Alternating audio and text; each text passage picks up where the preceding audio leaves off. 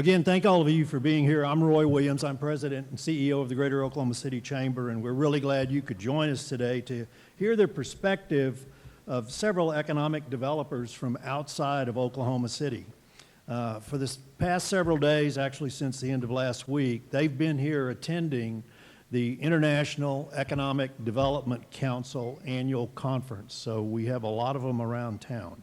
But before we learn about our topic, I'd like to recognize our presenting sponsor, Cox Business, and please help me welcome Eddie Blankenship, Sales Director for Cox Business, to offer some comments.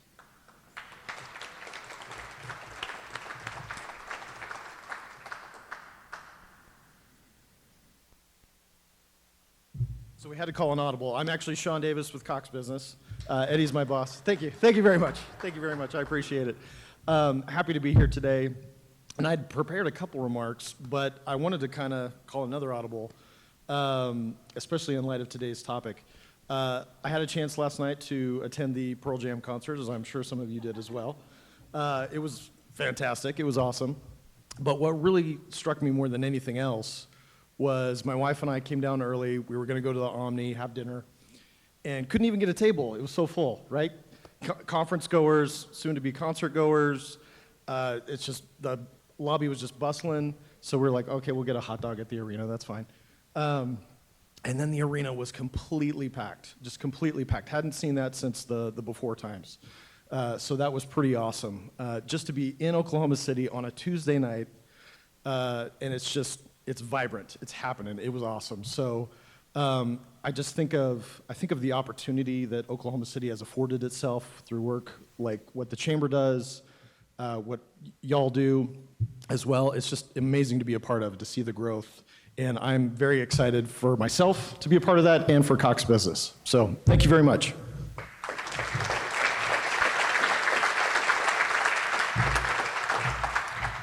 Thank you, and thanks for pinch hitting for Eddie. So I'm also pleased to recognize our corporate sponsor, ADG Blatt. Thank you both for your support of the work of the Chamber.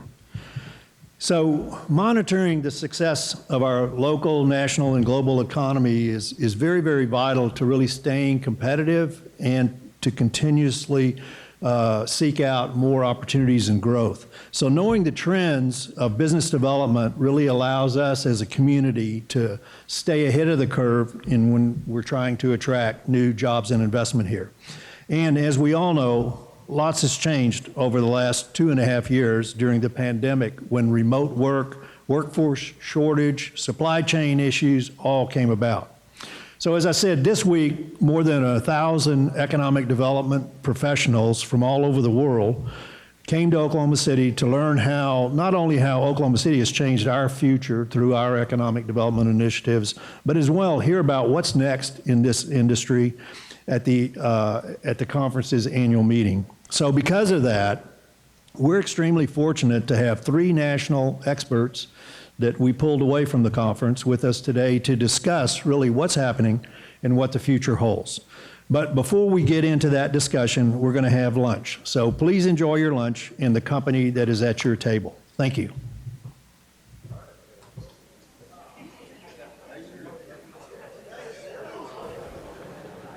Well, please continue to eat, enjoy your lunch as we get into the program. The complete biographies of our speakers or our panelists are in your digital program. And joining us first, please help me welcome Danielle Casey, who's the President, CEO of the Albuquerque Regional Economic Alliance, Quentin Messer, CEO of the Michigan Economic Development Corporation, and Matt Mullin, Vice President, Policy Programs, Communications for the International Economic Development Council.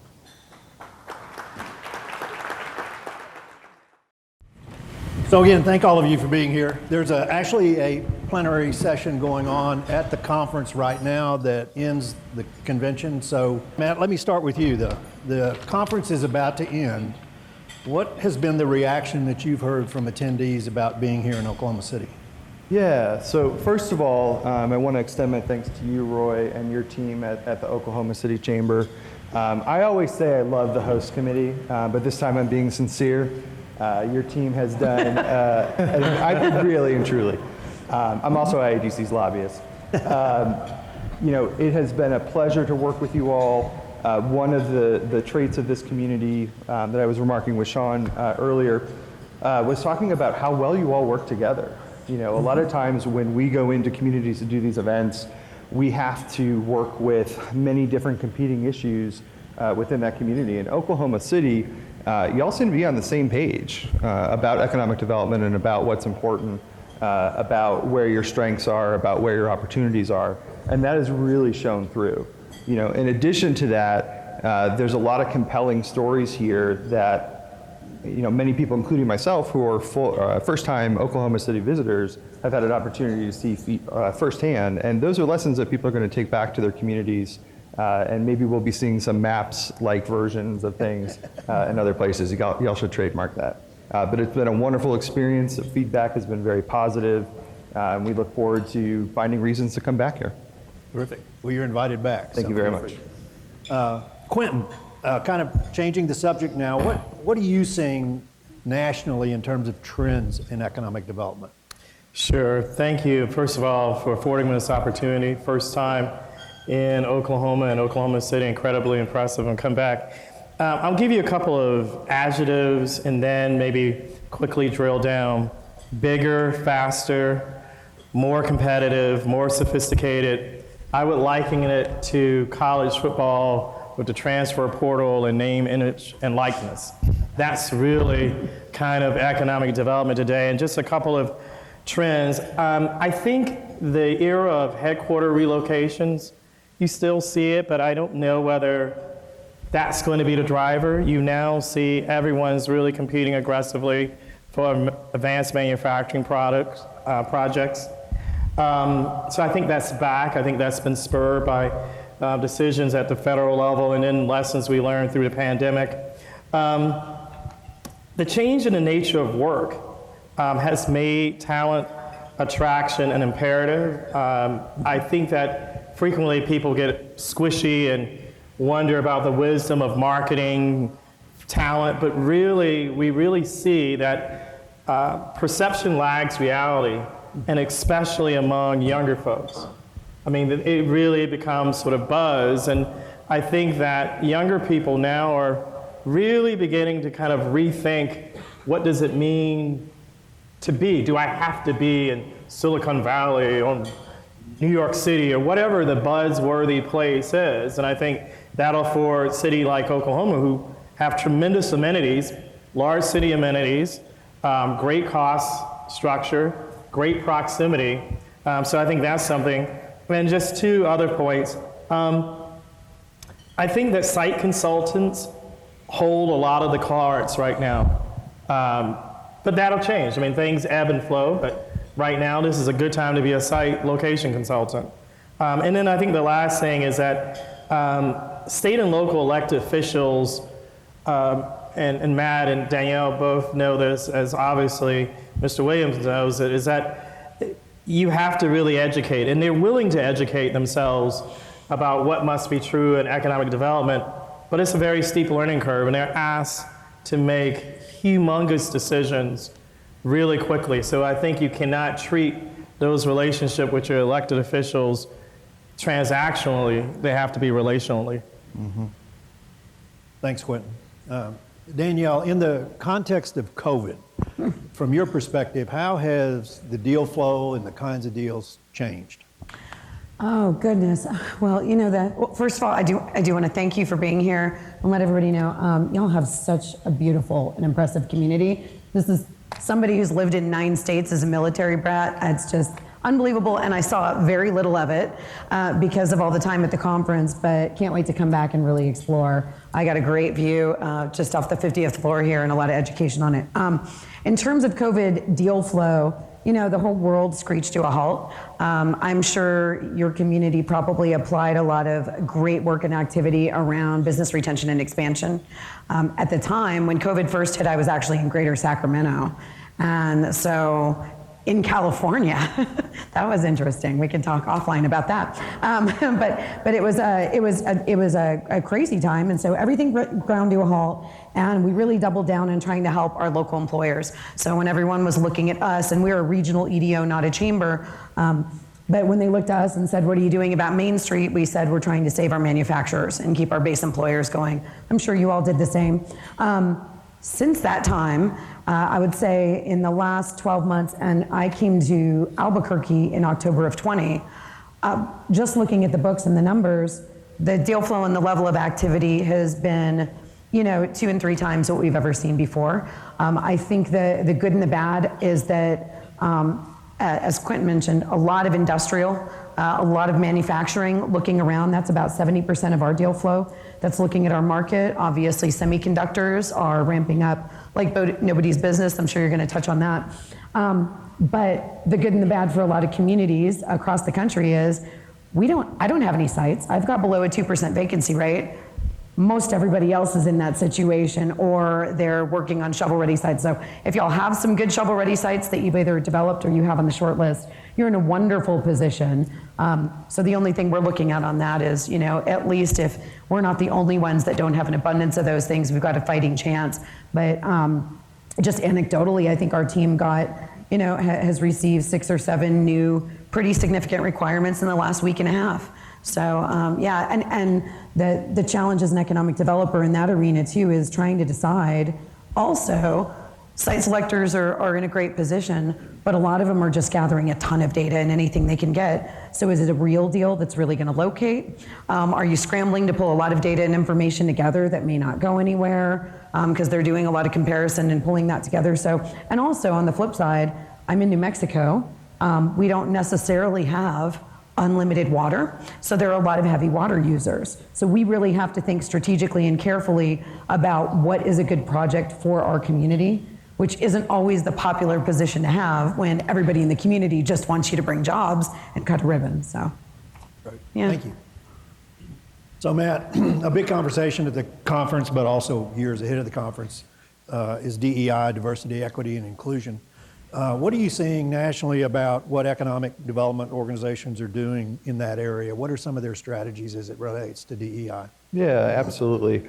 IEDC mandated, I think about 2 years ago now, additional resources and work on this. And to date, we've raised over $1 million to support providing resources for economic development organizations to do just what you're talking about, to incorporate DEI themes into the daily work of economic developers. One of those resources, which is available to anybody, you can go to our website, iadconline.org, is a playbook on equitable economic development.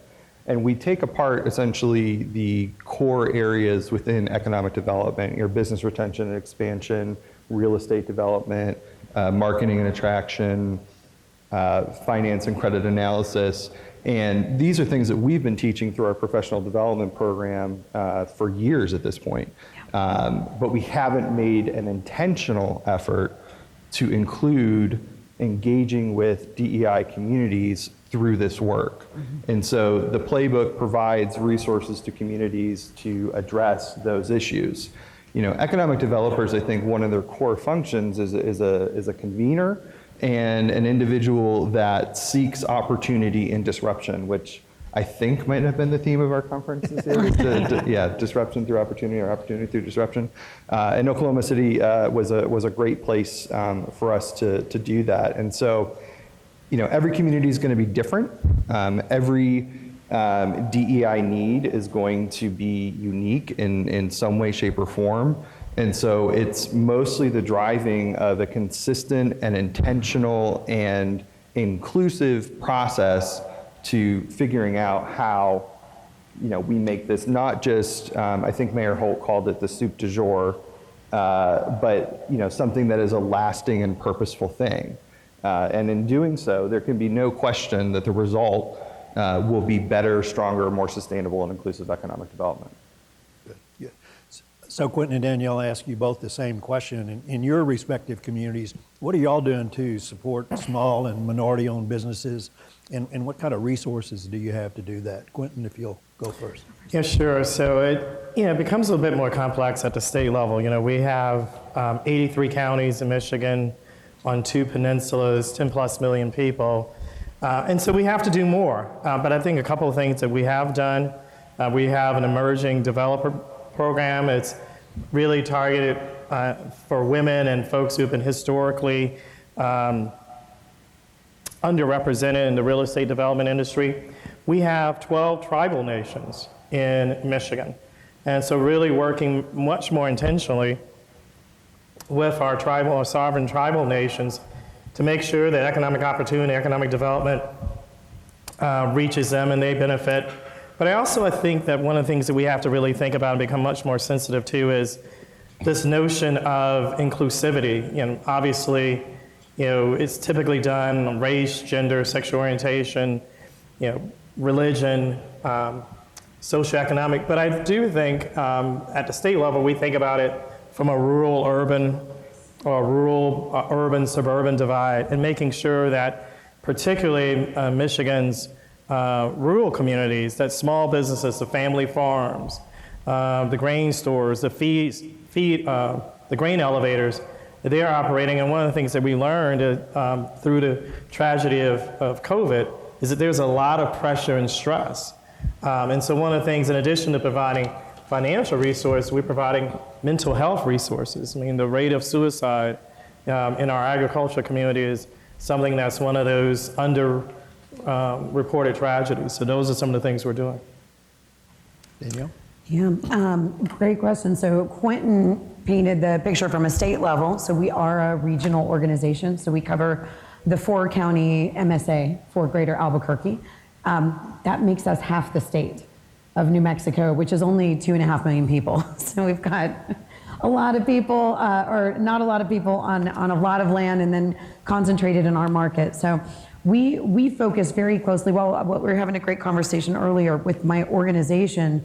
One of the things we've actually spent a lot of time over the last 18 months to 2 years is creating a strategic plan, because when I was brought on board, we didn't have one, which was really interesting. It's one of the reasons they recruited me. So we created that plan, looked at all of our industries, and also realized that while we had been saying we were a regional organization, we weren't structured in an inclusive way to bring local government together with business, which is actually a pretty typical regional EDO model across the country. We go back a long way to Phoenix and other markets where they've been doing this for quite some time. So we kind of deconstructed our whole organizational bylaws and rebuilt them with the idea of how do we bring all of our small communities to the table directly with our larger organizations so that we can start working together. New Mexico is also very unique because we are a minority majority state. And we are also, in a really interesting way, it's kind of one of my new bragging rights, we're very, very women-led. So if you look at our governor's seat, if you look at our Secretary of Commerce, if you look at the president of our regional chamber, I'm heading the region, I think you can count about 2 or 3 dozen leadership positions of significance that are women-led in New Mexico. And so what we like to say is that if you're qualified and you raise your hand and you're willing to work hard, we don't really care who or what you are. We want to put you in that role and put you to work in New Mexico. Kind of getting back to the small business pieces, we also as a regional entity are inclusive to the standpoint that we don't pick and choose businesses. We don't only help businesses that are contributors or investors. We'll work with any of them. We do identify them along target industry lines, and we have a significant piece of work in our office, which is a little bit more than traditional business retention and expansion, where we systematically go out and meet with companies and advise them and help them with applications for incentives and tools and programs that are going to get them access to the specific resources that have been built at the state and local level with our community partners for those the minority and otherwise small businesses. All right. So I want to say with you, as you said, you're the Regional Economic Development Organization, but how important have you seen the evolving trends of total community development and placemaking as being important to the economic development strategy? I love that one. If you don't have that, getting back to the talent question, right? If people don't want to be in a community, I'll actually tell you all a story. Being in a community right now where we're working on building some of those things. I have a 15-year-old intern that was with me for the summer, and she's amazing. She's going to get she's taking college prep courses. She's going to get her 2-year degree, her associate's at 17, her bachelor's at 18, and then she proceeded to tell me how she immediately intends to leave the market to go get her master's degree somewhere else. I said, why? And she goes, well, I'm not real happy with kind of the education situation and crime, and there's nothing to do. And that was the piece that really hit me. And thinking about how it's so critical to have an engaging market and community where your young people want to stay, where people that have left the market want to come back to. And so when it's a site selector's world right now, but I think it's even more so a talent-driven world.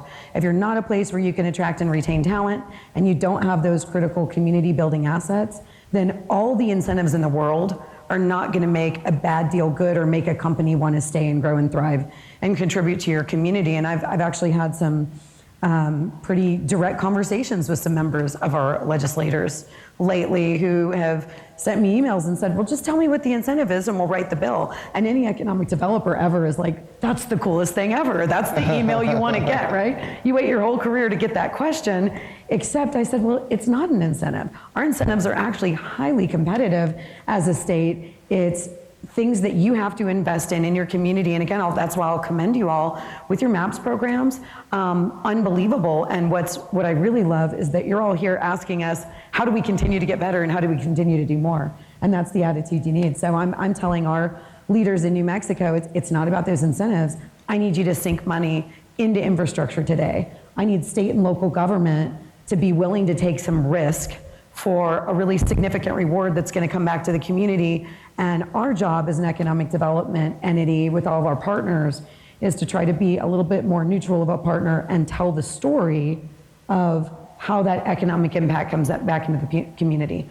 You know, again, the story of if you have base employers in your market that are here and that are creating net new wealth in the community, that's going to support your mom and pops and your local restaurants and your retailers and all of those other revenues. But you have to have things for people to do, right? And you have to have an engaging environment. And then the other piece that we may get into pretty heavily is education is absolutely critical. Great, thank you. Quentin, this is going to be to you. I think most of you know that Oklahoma City was one of 21 places that was a recipient of the Build Back Better EDA grant program, the $1 billion grant. Well, the Detroit Regional Partnership was also one of those 21 recipients. So tell us about, since y'all's is around the auto industry and region, talk about what kind of impact that $52.2 million is going to have in Detroit. Sure. The proposal was titled Global Epicenter of Mobility. So that tells you everything you need to know. I mean, as much as people talk about diversification, and you have to diversify, but you have to dance with the girl that brought you to the party, or the man, or the day in this environment. But the point is, don't run away from who you are. Michigan is auto, it's mobility. And so the proposal was the global epicenter. It had 6 projects. One was the Detroit Regional Partnership, really strengthening it as the regional economic development organization for the 11 counties in Southeast Michigan. Second was at the state level, the Office of Future Mobility and Electrification. When Governor Whitmer became governor in 2019, she created the nation's first chief mobility officer and created this Office of Future Mobility and Electrification to strengthen that. The third went to the Southeast Michigan Community Alliance, working with Michigan Works. Danielle and Matt have both talked about the centrality of talent attraction. We needed to make sure and make it easier to come alongside, particularly our small and medium-sized employers, our Tier 1, Tier 2, Tier 3 suppliers, to make it easier for them to prepare and retrain folks for this transition. For entrepreneurship, it went to a group called Tech Town. You've got some great entrepreneurial activities in the bio sector and probably energy management and energy as well. And the fifth was the University of Michigan Economic Growth Institute, and that's really to come alongside and focus on supply chain transformation. And obviously being on the I-35 corridor, you're in a unique position for logistics and things of that nature. So, again, I'm a sports fanatic. I think Coach Venables seems to be off to a good start here. Bedland's going to be raucous as always, but any great football coach will tell you got to win on all three levels, particularly on the defensive side of the ball. And you have to do that in economic development, the local, the regional, and the state level, and that's what the Build Back Better Global Epicenter Mobility did in Michigan. Great, thank you. Danielle, I'm going to come back to you. As probably everyone knows, Albuquerque's been a longtime favorite of filmmakers, and that's a rapidly growing industry here. We're standing up our film office here in the city of Oklahoma City. So what shifts have you seen since you've been there for a while, for the last few years, and where do you see the industry going, the film industry? Sure. Well, first of all, I never get a celebrity sighting. I never catch the fight at a hockey game. I'm a cooler, apparently. So haven't seen any of the folks. But I will say, even in the building we're in downtown, we're probably we've got our lobby closed a week at least for filmings and tapings. So it's kind of cool, and then you get a little desensitized to it. And but we're doubling down. Our film tax credits are significant, and so we have definitely, as a state, invested in a big way in making this industry work.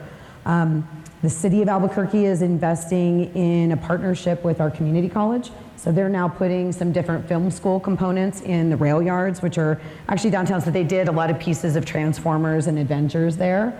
So it's a pretty neat space if you're ever coming through town. So they've got some production assistant boot camps and other work there. One of the things that we're cautious of, and the reason we're starting to think about how do we build out that whole ecosystem, is it's great to have films produced in your community, but a lot of other states know this. They come in, they tape, they film, and then they go away, right? They come in, they parachute in, they do their thing, and they take off, unless you actually build those additional components around it in the market. So we've got some great entrepreneurial activity going on, really amazing wardrobe studios and other groups that are building out. They cannot find warehousing space and filming space fast enough or at a rate that they can actually accommodate all of the filming and components that they want to do in the market. Obviously, Netflix is huge. They are building out a big, massive campus in a development that's called Mesa del Sol. It's near our international Sunport. We call it the Sunport because it's so sunny, but it's our international airport. And it was formerly, if anybody's familiar, Forest City was, big, massive developer.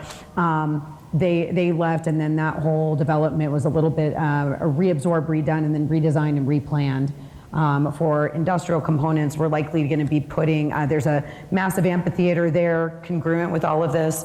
There's some big visions of putting a multi-use stadium there, also contiguous with it. So tremendous opportunities for the growth. But when we're looking at our cluster analysis and target industries, we're also figuring out how do we continue to expound upon the components like the digital film and media pieces, even cybersecurity, which is a pretty significant piece when you start thinking about what's happening digitally. And there's some big ties there as well with all of our IT subclusters because of that. So when you think about, one of the things that's also driven and is connected to is we've got a massive Facebook data center in Los Lunas, which is about 15 minutes south of our big Netflix campus. And they are there because we have a tremendously low cost of renewable energy, and they're 100% renewable at that facility. So now you think about the connectivity between your markets. So our goal is to get them to be doing production year round, but also post-production as well in a much bigger way. And I don't see it slowing down because I see the activity on the ground. Great. Yeah. So we have another industry cluster in common, that's aerospace. What's going on in your region as it relates to aerospace, and how does that really impact y'all's economic environment? Yeah, well, I'm new to the market, been there just under 2 years, and I talked about our strategic planning. So we had taken a very deep dive and looked at all of our industry clusters, aerospace and defense and biolife sciences we see as the absolute biggest opportunities. So it's funny because we get a lot of talk and comments about film, and I think it's great and it's pretty sexy. But I'm definitely hyper-focused on what's going on with our aerospace and defense cluster. So we are the home of several directorates. We have Air Force directorates. We have Kirtland Air Force Base right in our community. Also creates a big talent asset for us because we've got about 800 folks every year retiring out of that base who are highly skilled. Some of them have some great clearances that can be applied in other industries. So it's definitely growing. What's interesting, while I looked at some of the numbers and kind of compared to Oklahoma City, right? Y'all have about, give or take, when the data was pulled, 38,000 or so in that cluster. We've got about 16,000, again, in the support industry clusters. So we're smaller, but our location quotient is significant as a percentage of our overall industries. So we're at about a 2.77. If you geek out on these things, what that means is we've got about 3 times the size, in terms of the population. So clearly there's a lot going on there. It's not a traditional military base. So if you're thinking about who's building nukes and the components that the nukes go in, if you're thinking about who's creating lasers that are going to shoot into space, this is my layman's term, right? That's all happening in New Mexico in a little bit of a quiet way, but with tremendous applications. So we have Sandia National Labs, excuse me, Los Alamos is also a huge presence in our market, and also Air Force Research Labs. So again, the work that's going on there, we're actually a base that has some of the least number of aircraft because of the work going on behind the fence. And that's spurring some really cool big developments. There's one called Max Q that is directly adjacent to the fence, and then you're seeing private development come on board for folks that can literally walk between a gate into Air Force Research Labs and partner. So we think that that is going to be really exponential, but we've got to continue to leverage all of these assets. Sandia has a fantastic program. If you decide to become an entrepreneur and leave Sandia National Labs, at any point, if you completely fail as an entrepreneur and it's over, you've got your job back in 2 years, anytime in the next 2 years. What an amazing, first of all, investment in innovation, but also a way to grow our components. So some of our most successful local entrepreneurs are a spin out of that, and we're working to double down and grow it. Terrific. Yeah. Great program. Matt, coming back to you, you talked just a little bit earlier about remote work. What do you see scanning the nation about how the high rate of office vacancy is affecting the vibrancy of downtowns? Yeah. Again, going back to that great conference theme of turning disruption into opportunity, the 10 biggest metros in the country are still under 50%, return to office yet.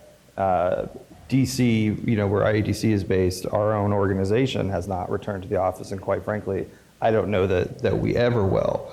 And so what we're seeing a lot of is a lot of adaptive reuse for office space in downtowns, trying to find ways to support retailers in downtowns who might not have people coming through with the foot traffic on a regular basis. Those are all things that I think at this point that, 2.5 going 3 years into this, that are fairly well set. And so the idea that we might return to, pre-COVID, something normal, maybe that's not really the case anymore. And some of the things that we're seeing from our members throughout the country are really, indicative of that. So what are some of the communities doing to try to absorb that space that's downtown? Yeah, we talked a little bit about, talent attraction and housing as being sort of at an intersection, with this potential opportunity with these spaces. And so converting some of these office spaces into housing to address some of the significant shortages that are being seen throughout the country has really percolated to the top. We recently released a 3-part research report from our Economic Development Research Partnership on this, what economic developers are specifically doing to respond, to this particular issue. It's available on our website. It's currently behind a paywall. It will soon not be behind a paywall. If anyone would like it, please reach out to me. I'll be very happy to send it to you. I'm also really curious to hear what Danielle and Quentin have on this particular issue. Well, feel free to ask them. I think I just did. They're like avoiding me now. Yeah, so I'll answer about the vacancy, then I will talk a little bit about strategy. So our offices at Michigan Economic Development Corporation are in Lansing, the state capital. And really the biggest business in Lansing, Michigan State's in East Lansing, do have a pretty vibrant insurance technology and insurance industry, but it really was state government. And the state government has slowly come back, but we saw the impact on restaurants and dry cleaners and other small and medium-sized businesses near the capital. So we've tried to work with our local government, particularly City of Lansing, on some grant programs. To Danielle's point earlier, really trying to catalyze outdoor spaces to sort of bring people back downtown. We have a river, the Grand River flows through Lansing. But also, we have housing shortage, the missing middle. So we've begun to really think about programming to convert some of the office space downtown because the density matters. Younger people, as much as we are a driving culture in Michigan, some young people don't want a job, have never learned to drive. So we're thinking about programming and opportunities. I know there's been conversation at the federal level to help developers rethink and transform some office space into residential. And so we need to be thoughtful about that. Is it an issue in Albuquerque? How could it not be, Well, so again, backing up to looking at our prospect activity, very little looks, I think, that anyone is seeing, obviously, for new office space. I'm a complete jerk. I brought my team back 3 days a week, summer a year ago, just to have that interaction. So, that's just me. I like that. I like that energy, and I like having everybody together. I think the flex opportunities that are here to stay. I think there's always going to be an expectation permanently for some type of flexible work schedules, and it's not a terrible thing at all. I think people are really concerned, especially different generations, on the quality of life and the live-work balance. Although I'm not a Gen Z, so I don't quite get that. And I was a military kid, so I'm used to very strict rules in terms of working. However, so when we think about our downtown, Albuquerque skyline hasn't changed in about 30 years. It's time to change that. And I will say I'm very excited to be in this community at this time because there's significant mobilization. Our Metro Chamber has been thinking about downtown for a long time, but and we were talking about this a little bit during the lunchtime. They are a lobbying organization. So us being a little bit separate, they've been seen that way, right, from elected officials and others. So we're coming in as a partner to them and starting to tell the economic development story and tell it from a neutral standpoint of here's why downtown matters. And we're having some, I think, really, we're getting some fantastic traction in those conversations. We have a very low ratio of market rate housing in our downtown. So I had somebody go, well, Danielle, just put companies in downtown and more people will be here during the day. What's your problem? Like, that's how you fix it. I was like, no, not at all. We have to have we have to have these mix of uses. And then we also need, again, those vibrant entertainment spaces. So I'm very excited because we have cumulatively about $40 million going into what we're calling our rail trail downtown, which is going to be a connectivity walkway from the rail yards that I mentioned, the former historic rail yards. We do a lot of filming and really great events and programs. So that's going to connect all the way to downtown. We're seeing partnerships with the Chamber in mobilizing on reestablishing, because we had one at one point, a business improvement district that kind of crumbled. And that's one of the reasons why you don't see some enhanced services. So I'm very excited about the alignment in moving that forward and really significant interest in the vibrancy. What I think is very cool about this as well is it's not something my organization historically has ever taken on. It's kind of stayed away from that and said, well, that's the Chamber's realm. And I said, well, and here's why we started to think about taking on downtown. I assembled some advisory groups. So we have advisory councils now in our organization that are industry-based, industry or cluster-based. So I just kind of made it up, honestly. I have a bio-life sciences one, so I've got the head of UNM Health and Life Sciences putting that together for me. And then I started one that's tech and innovation.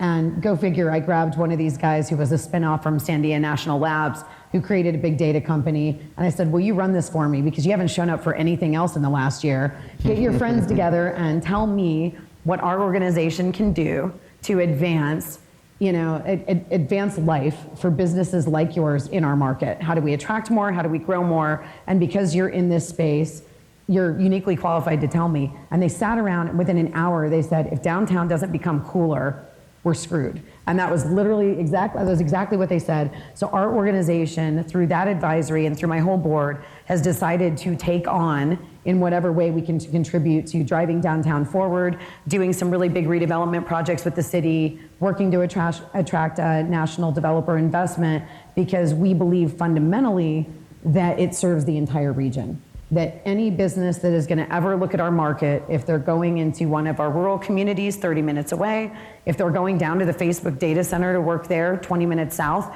they're going to look at our urban core. And if our urban core isn't a fun, exciting place to be, then again, we're all, so. Thanks. Yeah.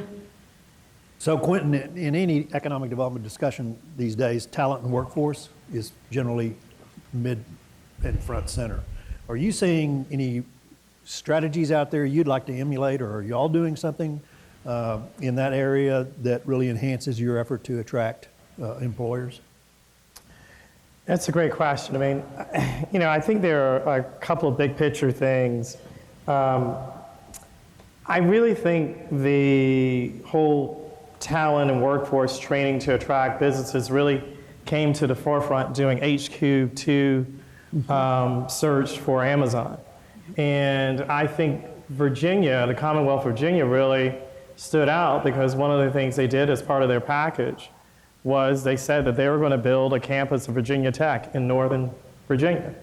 So that was a very powerful partnership and really gave Amazon and that they were going to have the talent. They were going to have the talent base that was proximate to where the HQ2 would be. So I think, as Danielle mentioned, is that really rethinking how we conceive incentives. It's not always cash or tax abatements, but some of it is really about flexibility with talent.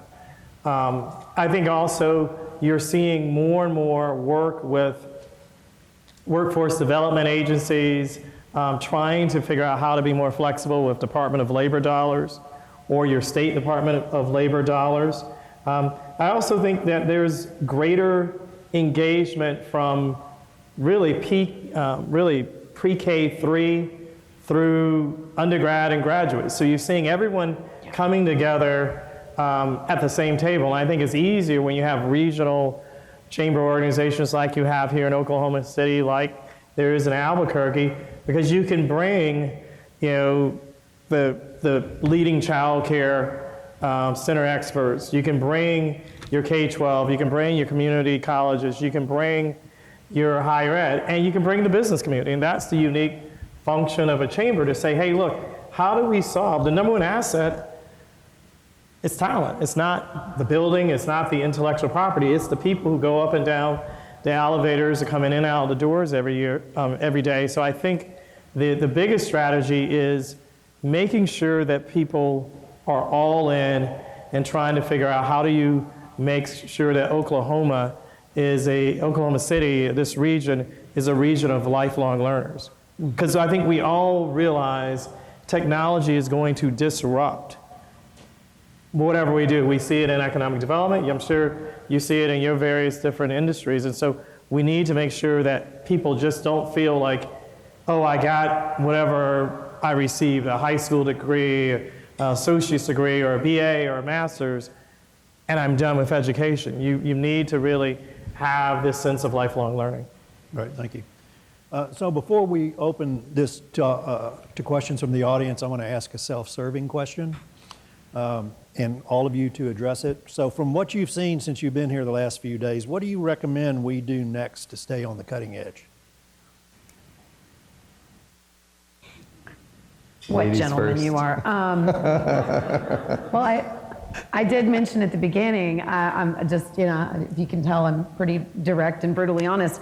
I didn't get to get out and see a lot because I was very committed to conference going and doing all the things. I can tell you, I definitely want to come back. What I've heard in the sessions and the messaging and, the keynote was unbelievably impressive. I was taking great notes. Do not ease off on the gas. And so if you're feeling success and you're, getting these investments and you've had amazing success in your MAPS programs that I can't wait to really dig into and learn more about, do not ease off on that, because I think that's when communities start feeling really good and they get a little complacent or it gets out of hand. I spent most of my career in the Phoenix market, and I have a lot of love for that community in that region, and it's also gotten big. We were saying that it's starting to feel a little bit more like a Dallas or Atlanta to me when I, preferably go home. But now what's really interesting is I'm having conversations with economic development friends of mine in that market who are thinking things like, all right, have we hit the ceiling where it's growth for growth's sake? And now we have to double back down and think, are we making people's lives better? So, one takeaway that we've done in Albuquerque, and wish us luck, is, we changed our mission statement with the organization that used to talk about our organization is there to grow and attract jobs. And I was like, that is one thing we do. It's not why we do it. We execute strategic initiatives to make people's lives better, to grow the quality of life for everyone. So I would just, in a blanket statement, encourage you to keep that top of mind always. Quentin? Sure. I think just 4 things. One, know who you are as a community. Be the best Oklahoma city that you can be, or region. Don't try to be somebody else. 2, don't abandon the historical strengths. I think, congratulations on the Build Back Better and biotech cluster. Continue to build that, but continue to be an energy and energy management sector, or whatever those historical strengths, whether it be agribusiness, otherwise. 3, perception management is real and it matters. So don't hesitate to invest in that. Clearly, you have done that. And 4th, I would say, don't get any better. My Michigan cities need all the jobs and investment we can get. We got enough competition as it is. I like that one, Quentin. Yeah. I think I would highlight 2 things from my experience of being here and working with your team. One is to continue to invest in capacity building. One of the biggest needs that we see from our members, particularly in this age of disruption, mixed with unprecedented federal resources coming out of Washington, is just how can you take advantage of it? There's so much there. There's so much diversity in what needs to be done and what resources are available. And I think the EDOs that are going to continue to be successful are the ones that are going to continue with that mindset of increasing the capacity of their organizations and increasing the capacity of their communities to absorb those opportunities. And then I think a second point would just be to continue to protect the ability to work through political differences in order to achieve common good goals. That was something that both of your mayors, your current mayor and your former mayor, really highlighted. And I think it's evidenced by the success of your MAPS program, but I think it's also bled into some of the other things that are going on in this community. And I think we can all acknowledge that at a political level, things are spicy. They're a little interesting. I don't think they're likely to get less so anytime soon. And differences are okay, but being able to drive toward those common good goals is really going to be what differentiates the really successful cities from the less successful ones. And I think you guys are on a great path for that. Great advice, except for Quentin's number 4. Come on. Okay, that concludes my questions. We have a few minutes, so we want to open it up to the audience. We have someone back there with a microphone. So if you would raise your hand and have a question, we'll get the mic to you. Right over here.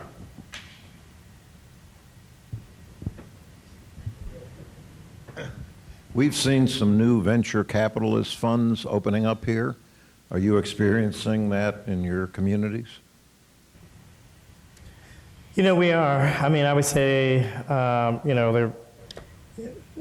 we're seeing more private equity, folks who are looking at later stage and sort of buyout. We have a lot of family-owned businesses, particularly in the west side of the state of Michigan. But you certainly, as entrepreneurs, Danielle mentioned an entrepreneur that she tasked.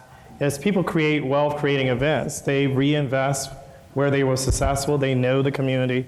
But the one thing I would say is, I think as you see new venture capital, allow entrepreneurs to fail. I think sometimes some communities don't allow people to fail. And one thing why Silicon Valley has been Silicon Valley is you have multiple people who, it was their fourth venture became the one that we read about and becomes the one that everyone, sort of glams onto. And so other communities sort of, at first time doesn't work, the community feels burned, and then that becomes a disincentive for entrepreneurs to try. Mm-hmm. Yeah, I'd echo that. I mean, I'm seeing more and more interest. They're continuing to explore new markets and always trying to figure out where's the next new place going to be and how do we start building that. So I think we've got at least 2 new funds that are looking at our market and getting going there. So yeah, hopefully that continues. What's interesting for us is we also have Santa Fe nearby, which for marketing purposes, I count in my population numbers. They may not agree with that, but I do it anyway. But also starting to bring those regions together. New Mexicans feel like 45 minutes is the end of the earth to be away. And to me, again, looking at larger markets, it's only a matter of time between these really converge. So we're working on building that connectivity. So I do see more innovation investment historically in Santa Fe, and we're working to expand that down into the larger Albuquerque market. Since you're working on all sorts of different economic projects that you've probably targeted, I wonder if there's something that's unusual or unique that happened because of the economic developments that you were working on that supported other projects, or was part of that created a new or an unusual thing that you didn't expect to be created with your economic development projects? That's an interesting question. Yeah, that's a really good question. I'll circle back a little bit to renewables. So when I mentioned Facebook and the data centers, when we looked at all of our target industries and you do all that standard geeky, economic development stuff, we sat down and looked hard at renewables and we said, well, is it an industry we want to pursue or is it an asset? And we decided it was pretty much equally both, because that will in turn attract companies that are looking for renewable sources of energy, because that matters to them and it also matters to their employees and to the talent they're trying to bring on. Yeah, I guess it's a great question. I would say you sometimes learn more from the pursuit than the victory. I think a lot of times in this space now, everybody just wants the win, and if you don't, you're terrible. But it takes a while to break through, particularly for these large CapEx opportunities. So I think there were things that we've learned, and some of ours is very public. I mean, every auto manufacturer is not in Michigan, and everyone thinks it's a loss. So I'm constantly sort of trying to answer that question, but it's really what you learn in the pursuit and how you incorporate it the next time out. We've seen a lot of communities. I'm sitting up here with 2 winning communities from the Build Back Better challenge, but there were hundreds of communities that applied for that didn't get first stage funding and did not advance to final stage funding. But so many of them found extraordinary value in the exercise of going through that process. A major metropolitan area down in Texas submitted, I think, a total of 7 or 8 different applications for the challenge. They didn't get any of them. But in the process, they also started talking to different organizations and different partners in the community that they have never worked on anything with. And at this stage, they're still talking to each other and they're still trying to find ways to move those things forward and have significantly increased their engagement with Washington to be positioned well for the next opportunity that comes around. And so the value of the exercise, despite success or failure, has really kind of risen in the past few years. Over 500 applicants, 60 first round winners, and then only 21 final That's right. winners. Last question. Hi, Quentin, this is Cynthia Reed. I work for the Greater Oklahoma City Chamber. I've always been super jealous of the Pure Michigan campaign and the really amazing work that you guys do to market your state. Help us understand kind of how much do you spend on that every year? Where does that money come from? How has that benefited your program? Why do you do that? And tell us a little more about that. Well, you're asking a play call to give you my play sheet? No, but it's public, so it comes from state appropriations. It's at general GF. On average, it's between 15 and 30 million annually. We have a travel commission, which is part of Michigan Economic Development Corporation, and it can be a legislative dogfight because you have some, particularly if you're in a community that doesn't get a lot of tourism, sort of say, why are we doing this? This should be something that and we have very strong convention and visitor bureaus across both peninsulas, but you have to own your narrative. If you don't, somebody else will own it for you and you're in trouble. Mm-hmm. Help me thank our panelists.